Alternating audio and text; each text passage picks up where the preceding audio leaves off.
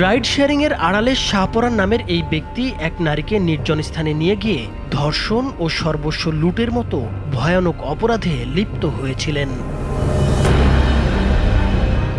এজাহারের বিবরণ অনুযায়ী গত ২৮ মে কর্মজীবী এক নারী মিরপুর ১২ থেকে রাজধানীর শ্যামলীতে চিকিৎসা নিতে রাইড শেয়ারের মাধ্যমে একটি মোটরসাইকেলে ওঠেন। চালক শাহপরান তাকে একটি হেলমেট দেন, যা মাথায় পড়ার পরপরই তিনি অস্বাভাবিক অবস্থা অনুভব করেন। ধীরে ধীরে তিনি নিজের চেতনা ও নিয়ন্ত্রণ হারিয়ে ফেলেন। এরপর চালক তাকে শ্যামলীর বদলে ভুল পথে ঘুরিয়ে নিয়ে যেতে থাকলেও সেই মুহূর্তে বাধা দেওয়ার মতো শক্তি আর অবশিষ্ট ছিল না ওই নারীর। কয়েক ঘন্টা পর রাত ৯:৩০টার দিকে বাইক থামে নরসিংদীর ঘোড়াশাল এলাকার পাঁচদোনা টঙ্গী আঞ্চলিক মহাসড়কের পাশে একটি নির্জন কালভার্টের কাছে। সেখানেই শহুরে জীবনের এক অসহায় নারীকে প্রথমে ধর্ষণ করে চালক শাহপরান। শুধু তাই নয়, সঙ্গে থাকা নগদ অর্থ ছিনিয়ে নেয়ার পাশাপাশি তাকে হত্যার হুমকি দিয়ে বিকাশ অ্যাকাউন্ট থেকেও জোরপূর্বক টাকা আদায় করেন তিনি। এরপর ওই নারীকে একা ফেলে রেখে পালিয়ে যায় শাহপরান। পরে জাতীয় জরুরি সেবা নম্বর 999 মারফত সংবাদ পেয়ে পলাশ থানা পুলিশ তাৎক্ষণিক ভুক্তভোগী নারীকে উদ্ধার করে হাসপাতালে পাঠায়।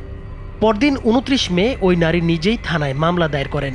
এতে শাহপরানকে প্রধান আসামি করা হয় এবং অজ্ঞাতনামা আরও ২ ব্যক্তিকে সহযোগী হিসেবে উল্লেখ করা হয়। ঘটনার পর অভিযানে নামে থানা পুলিশ, ডিবি ও অন্যান্য ইউনিট।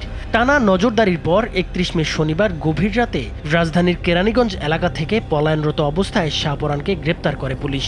মূলত 999-এর একটি কলের সূত্র ধরে আমরা ঘটনাটি সম্পর্কে প্রথমে জানতে পারি। তাৎক্ষণিক আমরা নরসিংদীর ঘোড়াশাল সংলগ্ন কালভার্টের পাশে যে নির্জন জায়গা, সেখান থেকে ভুক্তভোগী নারীকে উদ্ধার করে চিকিৎসার জন্য হাসপাতালে নিয়ে যাই। পরবর্তীতে ওই নারী বাদী হয়ে রাইড শেয়ার চালককে প্রধান আসামি করে একটা মামলা দায়ের করেন। এরপর আমরা বলা যায় নির্ঘুম ৪৮ ঘন্টার কাজের ধারাবাহিকতা আমরা প্রধান আসামি শাহপরানকে গ্রেপ্তার করতে সক্ষম হই। এই ঘটনায় অন্য কারো সংশ্লিষ্টতা যদি পাওয়া যায়, তাদেরকেও আইনের আওতায় আনা হবে।